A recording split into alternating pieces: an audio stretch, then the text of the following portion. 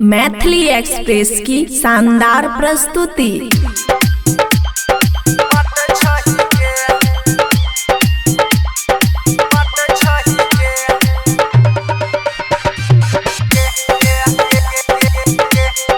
खुशी recording studio बलुआहा।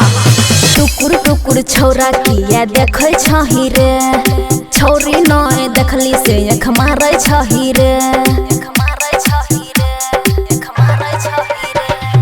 टुकुर टुकुर छौरा किया देखे छही रे, छौरी नय देखली से अख मारै छही रे।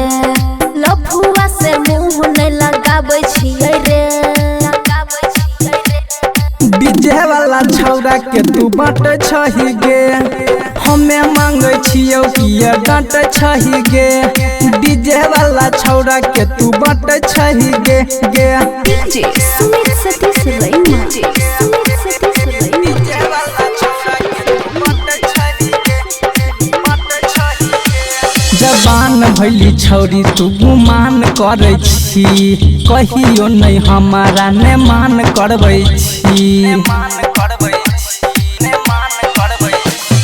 छियै हम ना दान छौरा समझे नहीं कटीली, अकल बकल बोलबे त दाग देबो गली। छौरावा से दिल नहीं लगाबै छियै रे।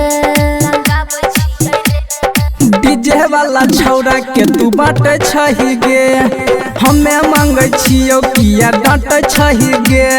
डीजे वाला छौरा के तू बाँट छही गे।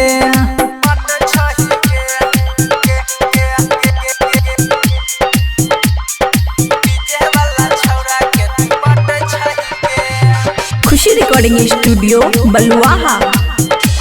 चुलही में माछ तोरा करबो फ्राई गे, आगा से छौरी कनी करबो टराई गे।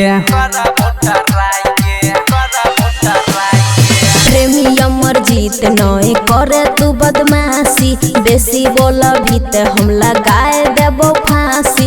उदय रतन से प्यार करे छियै रे। डीजे वाला छौरा के तू बाँट छही गे, हमें मांगे छियौ किया डांट छही गे। डीजे वाला छौरा के तू बाँट छही गे। खुशी रिकॉर्डिंग स्टूडियो बलुआहा।